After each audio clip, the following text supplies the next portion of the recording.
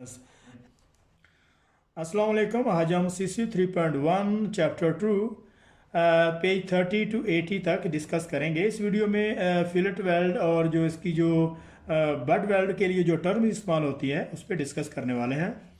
तो चले शुरू करते हैं।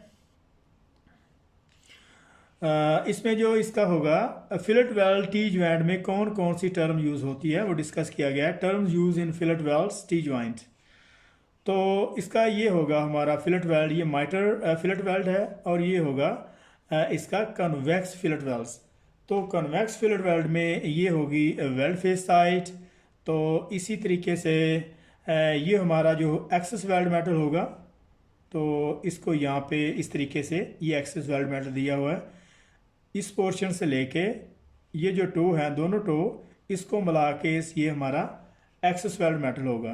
तो इसी तरीके से ये जो हमारा थिकनेस है पेरिस मेटल की थिकनेस ही जो इसको हम डिज़ाइन थ्रोट थिकनेस कहेंगे DTT। और इसी तरीके से ये होगा हमारा एक्सेस वेल्ड मेटल और रूट साइड पे दोनों को मिला के एक्चुअल थ्रेड थिकनेस में क्या होता है कि रूट साइड और जो एक्सेस वेल्ड मेटल है वो दोनों की जो थिकनेस को मिला के उसको एक्चुअल थ्रोट थिकनेस कहेंगे। तो इसी तरीके से जो माइटर फिलेट वेल्ड है इसमें भी ये होगा उसका वर्टिकल लेग लेंथ और इसी तरीके से ये होगा उसका हॉरिजॉन्टल लेग लेंथ। तो अभी हम नेक्स्ट इसकी जो है स्पेसिफिकेशन देखते हैं कि इसकी थ्रोट थिकनेस क्या है, उसका जो लेग लेंथ क्या है और उसको निकालना कैसे है। तो in visual inspection it is usually the leg length that is use to size fillet weld joint. वो ये कह रहा है कि आमतौर पर फिलेट वेल्ड ज्वाइंट की जो विजुअल इंस्पेक्शन में लेग लेंथ के साइज मेजर किया जाता है। It is possible to find the joint throat thickness easily by multiplying the leg length by 0.7। तो ये अभी हम लाइन जो है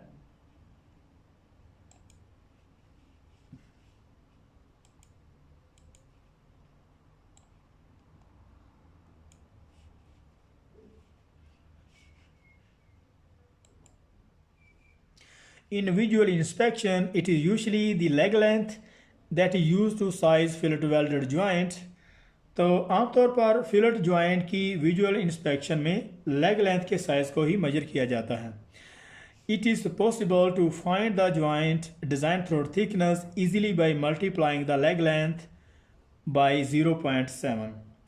और ये पॉसिबल है कि फिलेट वेल्ड की लेग लेंथ को 0.7 से मल्टीप्लाई करके इसकी जो थ्रोट थिकनेस को फाइंड किया जा सकता है।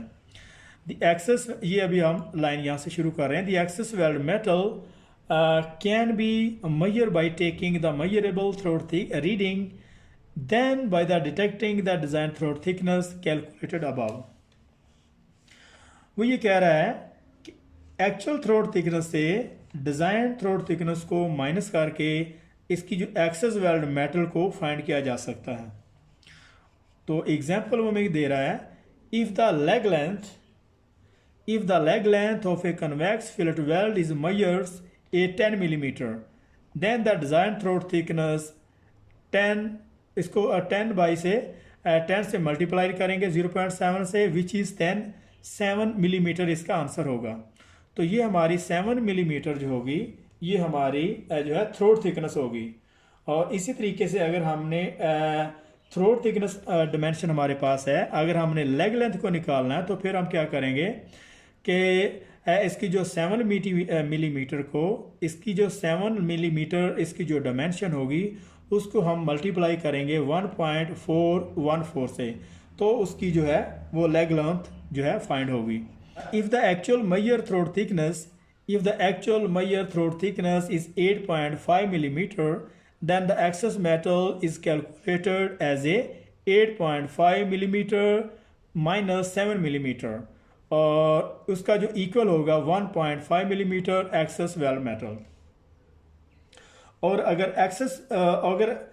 अगर इस फिलेट वेल्ड की एक्चुअल जो है 8.5 मिलीमीटर है तो उसमें से डिज़ाइन थ्रोट थिकनेस को माइनस करके इसकी जो एक्सेस वेल्ड मेटल है वो मालूम की जा सकती है। वो किस तरीके से कि इसकी जो एक्चुअल थ्रोट थिकनेस है उसको डिज़ाइन थ्रोट थिकनेस से निकाल देंगे। ठीक है, एक्चुअल थ्रोट थिकनेस को डिज़ाइन थ्रोट थिकनेस से निकाल देंगे और जो उसका होगा वो एक्सेस वेल्ड मेटल जो होगा, और इसके बाद जो उसका आंसर होगा वो होगा एक्सेस वेल्ड मेटल का। तो यहाँ पे 2.13 पेज खत्म हो रहा है, तो साथ ही हम इसके ज्वाइंट करते हैं page 14। Design throat thickness, nominal and affective design throat thickness. तो ये फिलेट वेल्ड सेम वही दिया हुआ है, लेकिन इसमें माइटर है और दोनों तकरीबन इसकी जो शेप है माइटर में फिलेट वेल्ड दी हुई हैं।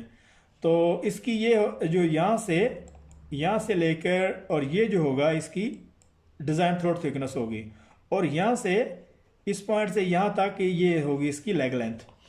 तो इसको हम क्या करेंगे कि इसकी जो a nominal design throat thickness DTT, इसके अलावा इसकी जो होगी S जो है इसकी an effective design throat thickness deep penetration fillet welds. तो ये डीप पेनिट्रेशन फिलेट वेल्ड क्यों दिया होता है, इसको S और अफेक्टिव डिज़ाइन थ्रोट थिकनेस क्यों कहते हैं, ये अभी हम इसको देखते हैं। When using deep penetration welding process with high current density, it is possible to create a deeper throat dimension.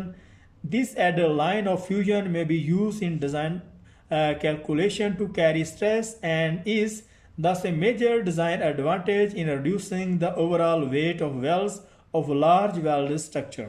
वो ये कह रहा है कि लार्ज स्ट्रक्चर में बहुत ज़्यादा वेल्ड बनाने की बजाय high current density welding process इस्तेमाल करके डीपर थ्रोट पेनिट्रेशन हासिल की जाती है। जैसे फॉर एग्जांपल अगर हम ए थ्रोट नोटेशन इसकी जो थिकनेस के ज़्यादा वेल्ड बनाते हैं और वहाँ पर वेल्ड डिपॉजिट भी होगा जिससे स्ट्रक्चर का वेट ज़्यादा होता है और वो बढ़ सकता है, तो वहाँ पर design throat thickness affective design throat thickness को इस्तेमाल करके कम वेल्ड भी बनाए जाते हैं, जिससे ओवरऑल जो स्ट्रक्चर का वेट कम हो जाता है। The basic effect of current density in electrode wire is explain graphically in sections 12 on page 12.9 of this text. Electrode का जो है बेसिक इफेक्ट जो है उसकी करंट डेंसिटी के हवाले से वो सेक्शन के पेज 12 और पेज 12.9 में एक्सप्लेन किया गया है। तो नेक्स्ट अभी हमारा है this throat notation ARS is used in BS EN 22553 for weld symbols on drawing as a dimensioning convention for the above type of the fillet weld throughout the Europe. वो ये कह रहा है कि BS EN 22553 में fillet weld की dimension के लिए एज ए वेल्ड सिंबल के तौर पर ड्राइंग में इस्तेमाल होता है, और फिलेट वेल्ड की डिमेंशन के लिए थ्रू आउट द यूरोप इसमें इसको इस्तेमाल करते हैं। तो यहाँ पे हमारा जो है 2.14 ख़त्म हो रहा है, तो साथ ही हम इसके जो है नेक्स्ट ज्वाइंट करते हैं। तो 15 पेज में इसका जो है माइटर, तो माइटर में इसकी जो डिज़ाइन और एक्चुअल थ्रोट थिकनेस तकरीबन इक्वल होती है। तो इसकी कुछ शेप इस तरह से होती है, और कन्वेक्स फिलेट वेल्ड में इसकी जो डिज़ाइन थ्रोट थिकनेस और एक्चुअल थ्रोट थिकनेस जो होती है वो ज़्यादा होती है, क्योंकि कन्वेक्स की जो शेप है इसमें इसकी एक्सेस वेल्ड मेटल बाहर को निकली होती है। ये देख रहे हैं यहाँ पे इसकी जो एक्सेस वेल्ड मेटल है ये बाहर को निकली हुई है, और कन्वेक्स का मतलब ये है कि बाहर को निकला हुआ। तो तीसरा हमारा है कनकेव फिलेट वेल्ड्स। तो कनकेव फिलेट वेल्ड में इसकी डिज़ाइन थ्रोट थिकनेस और एक्चुअल थ्रोट थिकनेस एक ही होती है, और लेकिन इसमें डिफरेंट ये है कि इस फिलेट वेल्ड की शेप कनकेविटी टाइप की होती है जो अंदर की तरह होती है, और कनकेव का मतलब यही है कि इसकी अंदर की तरह इसकी जो शेप है वो झुकी हुई है। तो अभी हमारा नेक्स्ट है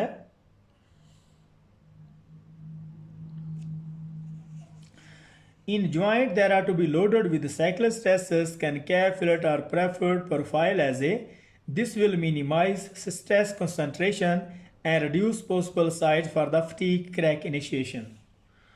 वो ये कह रहा है जिस पॉइंट में वो ये कह रहा है कि जिस जॉइंट में बार बार कोई चीज़ हथौड़े की तरह लगती है वहाँ पर कनकैव फील्ड वेल्ड की को प्रेफर किया जाता है, क्योंकि ये वेल्ड के टोस पर हाई स्ट्रेस कंसंट्रेशन को कम कर देता है और इस तरह से इसमें जो है फटीग क्रैक का स्टार्ट होने के चांसेस बहुत कम हो जाते हैं।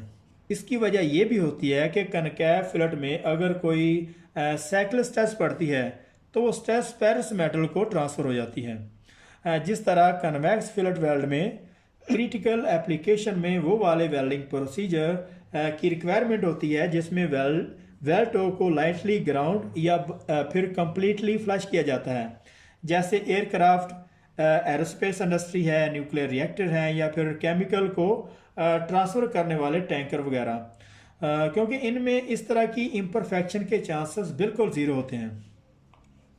तो अभी नेक्स्ट हमारा है यहाँ पे 2.15 ख़त्म हो रहा है, तो साथ ही हम इसको ज्वाइन करते हैं।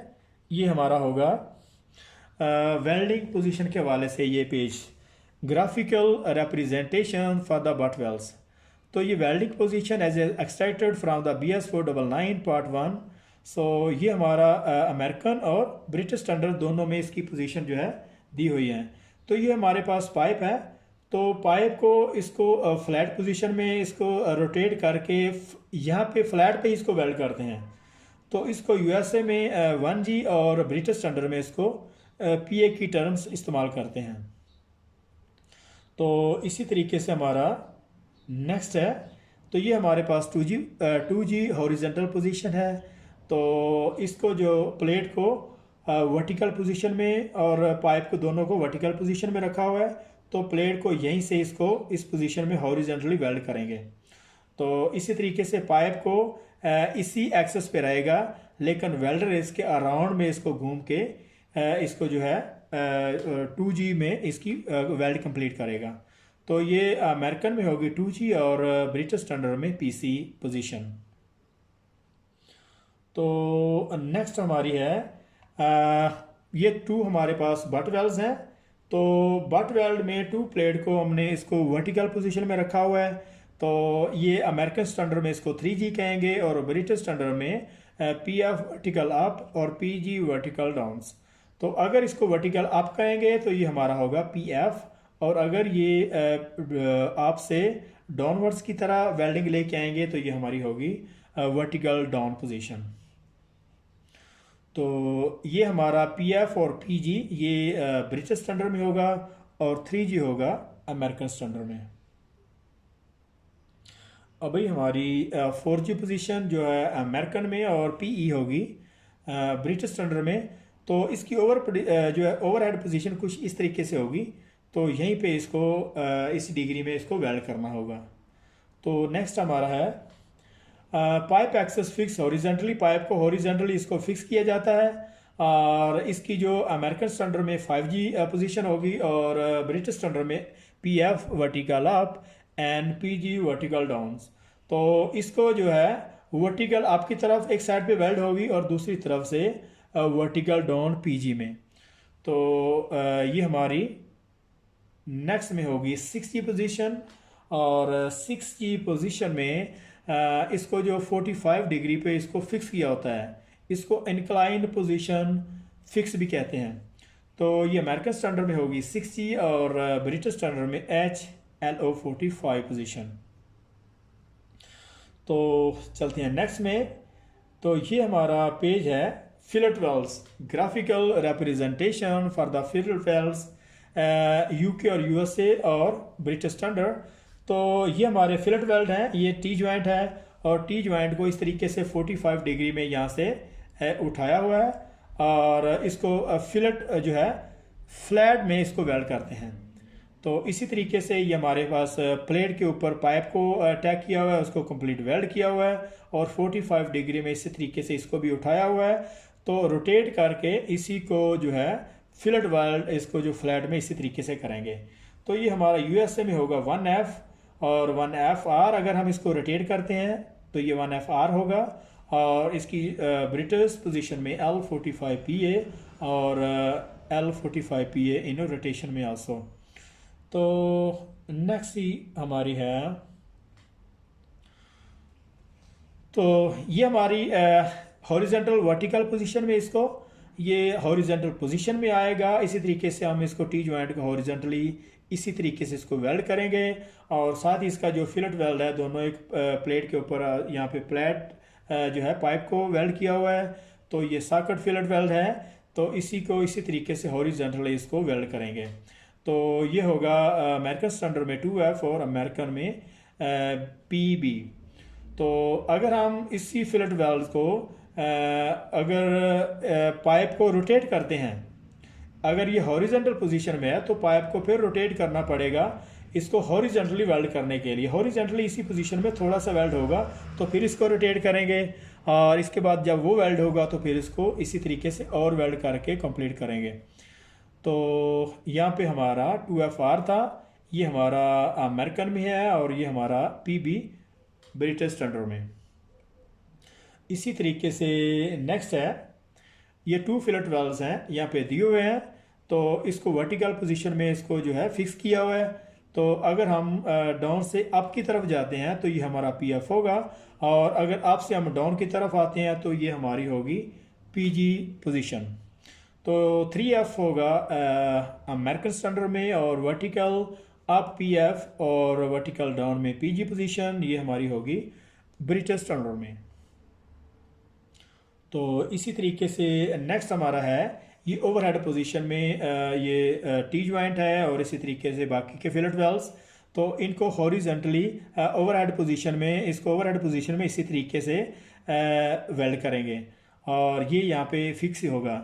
तो इसको 4F हमारा अमेरिकन स्टैंडर्ड में होगा, और PD ब्रिटिश स्टैंडर्ड में। तो नेक्स्ट और लास्ट पोजीशन है इसकी, ये 2 हमारे पास फिलेट वेल्ड है, इनको वर्टिकल पोजीशन में और हॉरिजेंटल पोजीशन में इनको फिक्स किया हुआ है, और ये हमारी होगी पाइप एक्सेस हॉरिजेंटली में। तो इसका जो है इसको अमेरिकन स्टैंडर्ड में 5F और ब्रिटिश में वर्टिकल अप PF और PG vertical down British standard में। तो इसी तरीके से इसको पाइप को एक्सेस हॉरिजेंटली यहाँ पे इसको फिक्स किया हुआ है, और इसको अगर हम आपकी वर्ड की करेंगे तो ये PF होगा, और आपसे अगर डाउन लेके आएंगे तो ये PG वेल्डिंग पोजीशन होगी। तो यहाँ पे हमारा 2.70 पेज ख़त्म हो रहा है। एक वेल्ड जॉइंट के लिए जो टर्म इस्तेमाल करते हैं उसकी जो डेफिनेशन है उस पर डिस्कस करते हैं।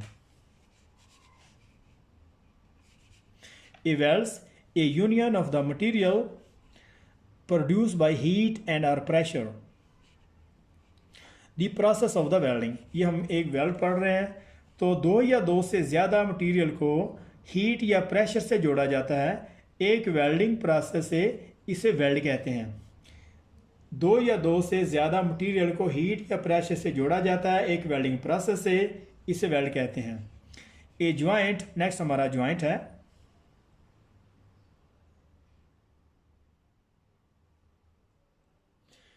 A joint a configuration of the member to be welds. Plate के 2 मेंबर्स को वेल्ड करने के लिए इसकी जो प्रिपरेशन की जाती है इसे ज्वाइंट कहते हैं। एक वेल्डेड ज्वाइंट की प्रिपरेशन इसलिए की जाती है कि through out the joint face welding process से इसकी फ्यूजन हो सके। तो नेक्स्ट हमारा टाइप ऑफ द वेल्ड्स। तो टाइप ऑफ द वेल्ड में बट वेल्ड्स, ये वेल्ड होगा वेल्ड है, तो फिलेट वेल्ड पाइप में भी होगा और प्लेट पे भी। तो स्पॉट वेल्ड है, स्पॉट वेल्डिंग का प्रोसेस थोड़ा डिफरेंट होता है। उसको क्या करते हैं, ये हमारा स्पॉट वेल्ड है। तो स्पॉट वेल्ड में एक प्रोसेस है, इसको हल्का सा एक स्पॉट लगाते हैं। इसी तरीके से वही प्रोसेस को थोड़ा मॉडिफाई करके उसको सीम वेल्ड भी करते हैं। वो कंटिन्यू वेल्ड बनाता जाता है, उसको सीम वेल्ड कहेंगे।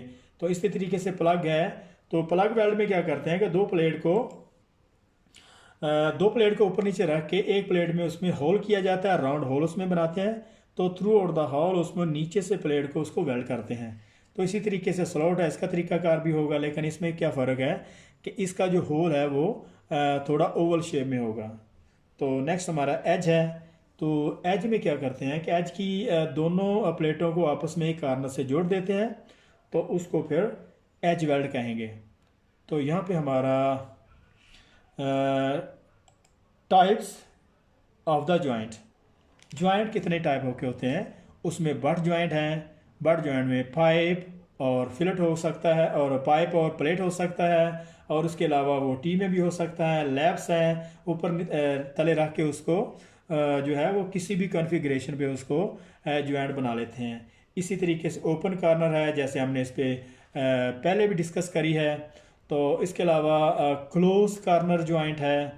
तो इसके अलावा हमारी टाइप्स ऑफ द प्रिपरेशंस, तो प्रिपरेशन कितने टाइप की होती है, जो हम उसको ग्रूव लगाते हैं, तो वो कितने टाइप की होती है। तो उसमें से सिंगल बेवल होगी, और सिंगल जे है, सिंगल यू है, और इसी तरीके से वो डबल दोनों तरफ से भी उसको जो है वो प्रिपेयर किया जाता है। तो नेक्स्ट हमारा है प्रिपरेशन टर्म्स। तो प्रिपरेशन टर्म में बेवल एंगल है, तो यहाँ पे हम एक छोटा सा करते हैं। तो ये हमारे पास इसकी जो थोड़ा सा ड्राइंग पे हमने इसको, ये नीचे वाला इसका जो है इंक्लूडेड एंगल होगा ऊपर वाला, और इसी तरीके से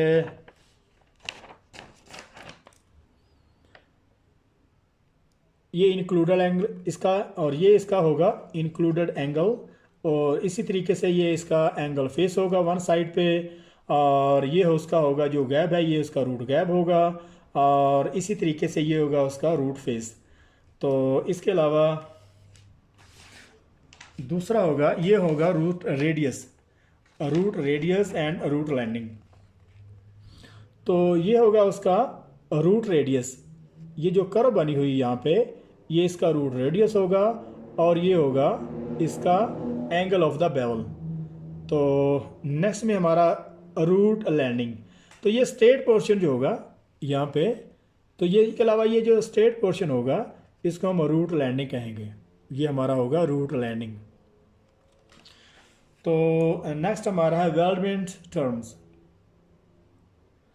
वेल्डमेंट टर्म्स में क्या होगा, वेल्ड फेस, वेल्ड रूट है, फ्यूजन जोन है, फ्यूजन बाउंड्री है, हीट फैक्टर जोन है, और वेल्ड टो है, वेल्ड विड्थ है। तो ये हमने एक छोटी सी वेल्डमेंट की जो है एक पिक्चर उसको देखते हैं।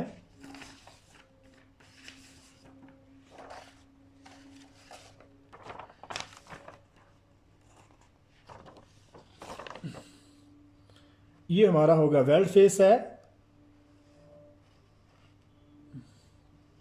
ये वेल्ड फेस है ये साइड वाली, और इसी तरीके से इसका ये टो होगा, और ये हमारा वेल्ड जोन है, और ये वेल्ड मेटल है, ये जो हमने सारा डिपॉजिट किया हुआ है ये वेल्ड मेटल होगा इसका। और ये जो इसका जो थोड़ा कवर किया हुआ है ये हीट अफेक्टेड जोन है इसका। वेल्ड मेटल की वजह से जो पेरिस मेटल में जो थोड़ा हीटिंग इफेक्ट की वजह से उसका जो कलर चेंज हो जाता है, या उसके बहुत सारे ग्रेन भी चेंज हो जाते हैं, तो ये हमारा होगा हीट अफेक्टेड जोन। तो इसी तरीके से ये रूट फेस है, और ये हमारा रूट वाली साइड है, ये फ्यूजन जोन है, और ये साथ इसके फ्यूजन बाउंड्री। तो नेक्स्ट हमारा है वेल्ड साइजिंग बट वेल्ड्स। तो वेल्ड साइजिंग बट वेल्ड में, तो वेल्ड साइजिंग बट वेल्ड में डिज़ाइन थ्रोट थिकनेस है, इसको डीटी कहते हैं, एक्चुअल थ्रोट थिकनेस है, और excess weld metal weld face है, और excess weld metal root penetration bead. तो ये हमारे पास एक छोटी सी पिक्चर है इसकी, ये वेल्ड फेस है, और अगर हम इसको डिज़ाइन थ्रोट थिकनेस, तो यहाँ से इस पॉइंट से अगर लें तो ये हमारी डिज़ाइन थ्रोट थिकनेस होगी। अगर हम इंक्लूड करें इसका जो वेल्ड फेस है और एक्सेस वेल्ड मेटल है और रूट को, तो वो हमारा होगा एक्चुअल थ्रोट थिकनेस। तो ये हमारी होगी रूट पेनिट्रेशन, ये होगी वेल्ड फेस की तरफ। तो नेक्स्ट अभी है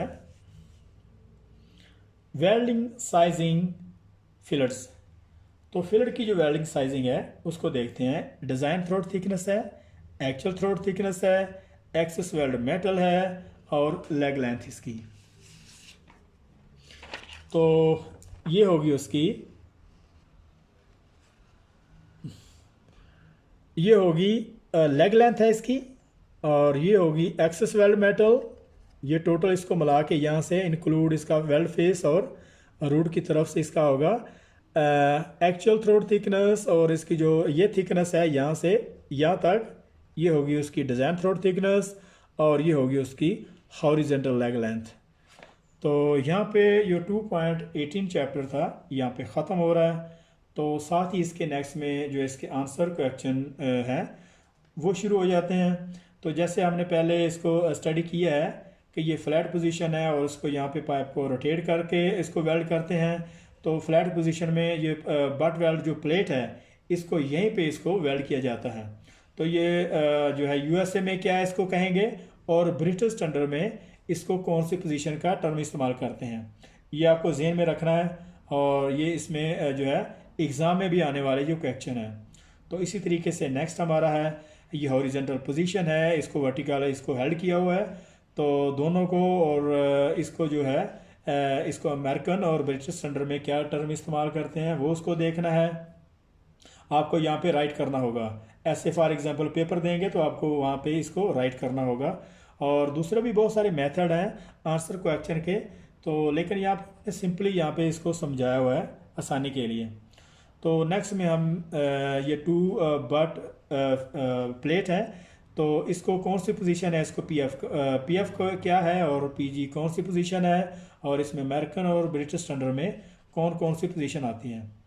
तो इसी तरीके से ओवरहेड पोजीशन है और उसको यहाँ पे राइट करना है। और अमेरिकन और ब्रिटिश स्टैंडर्ड में अलग अलग कौन सी पोजीशन पे क्या क्या टर्म इस्तेमाल करते हैं। तो इसके अलावा जो हमारा पाइप एक्सेस फिक्स हॉरिजॉन्टली इसको फिक्स किया हुआ है, तो इसको पीएफ और पीजी में किस स्टैंडर्ड में इस्तेमाल करते हैं वो यहाँ पे मार्क करना है, राइट करना है। तो इसी तरीके से ये है हमारा इंक्लाइन पोजीशन है, इसको 6G पोजीशन भी कहते हैं। इसको 45 पोजीशन पे इसको हेल्ड किया होता है, फिक्स किया होता है इसको। तो इसको अमेरिकन और ब्रिटिश स्टैंडर्ड में किस तरीके से इसको टर्म इस्तेमाल करते हैं वो देखनी है। तो इसी तरीके से हमारी जो फिलेट वेल्ड है इसको कितनी डिग्री पे यहाँ से यहाँ तक उठाया हुआ है, तो उसको रोटेट किस पोजीशन में करते हैं, रोटेट में उसको क्या टर्म का नाम इस्तेमाल देते हैं, और उसको यूएसए में और ब्रिटिश स्टैंडर्ड में क्या डिफरेंट है। तो नेक्स्ट देखते हैं इसी तरीके से बाकी का जो फिलेट वेल्ड है और इसका जो है क्या क्या टर्म इस्तेमाल करते हैं, ये यहाँ पे इसको राइट करना है। तो इसी तरीके से नेक्स्ट है ये जो 2 फिलेट वेल्ड्स हैं इसको पीएफ पीजी और जो इसका पीएफ या होगा वो किस तरीके से लिखना है और क्या टर्म इस्तेमाल करते हैं। तो इसी तरीके का बाकी है, तो आप इसको अच्छे तरीके से इसको देखें, स्टडी करें और पढ़ें, और यहाँ पे इसको मार्क करें, फिर देखें कि हमने सही इसको किया या फिर। तो नेक्स्ट देखते हैं इसी तरह ये single you preparation but joint है। जैसे हमने इस पर पहले स्टडी की है कि ये टोटल इसकी जो डिग्री होगी इसको इंक्लूडेड एंगल कहेंगे। सिंगल यू प्रिपरेशन में इसकी जो डिग्री दी हुई है इसको हम कहेंगे रूट रेडियस। इसका जो हमारा ये लैंड पोजीशन है और ये हमारा रूट गैप होगा, और ये हमारा रूट फेस है। ये जो यहाँ पे रूट फेस होगा आपको लिखना है, और ये होगा रूट गैप है। ये जो एरिया है ये जो रूट फेस होगा, और ये हमारा रूट लैंड होगा। और इसी तरीके से इसको यहाँ पे राइट करते जाना है। तो उसके बाद single V butt welded joint है, तो ये हमारा ये जो लाइन रूट और वेल्ड फेस को दी हुई है ये टोटल हमारा एक्चुअल थ्रोट थिकनेस होगा, जैसे कि हमने पहले इसको पढ़ा है। और इसी तरीके से ये हमारा वेल्ड फेस होगा, और इसी तरीके से ये होगा design throat thickness. Paris metal की जो थिकनेस है वो डिज़ाइन थ्रोट थिकनेस में इसको मेंशन किया जाता है। तो ये हमारा वेल्ड जंक्शन है, फ्यूजन जोन है, और इसी तरीके ये हमारा रूट फेस साइड है। तो ये सारी की सारी जो है इसकी जो वेल्ड टर्म्स है आपने यहाँ पे इसको लिखना है। तो इसको अच्छे से अगर पीछे से पढ़ेंगे तो यहाँ पे आपको बड़ी आसानी से इसकी समझ आएगी। तो इसी तरीके से identify and list 4 more types of the common welds and joint. तो टाइप ऑफ द ज्वाइंट कितने हैं, बट है, टी है, जो भी है यहाँ पे इसको आपने लिखना है। ये दोनों जो है एरिया हमने इसको फिल करना है। तो a joint containing more than one type of the welds, यहाँ पे इसको मार्क करना है जो भी होगा यहाँ पे, ठीक है। और इसके बाद insert the remaining terms that may be used in the sizing of the fillet welds. तो इसकी जो जो टर्म यहाँ पे अभी हमने इसको पढ़ा है, जो भी उसका होगा वो यहाँ पे इसको राइट करना होगा। तो नेक्स्ट अब हमारा चैप्टर यहाँ पे ख़त्म हो रहा है। तो ये हमारा आज का जो चैप्टर था, जो इस वीडियो में हमने 13 से कवर किया है। तो अगर ये वीडियो पसंद आई हो तो इसको सब्सक्राइब करें, लाइक करें, और नेक्स्ट वीडियो हम अपलोड करेंगे इंशाल्लाह बहुत जल्दी। तो मिलते हैं नेक्स्ट वीडियो में। अल्लाह हाफिज़।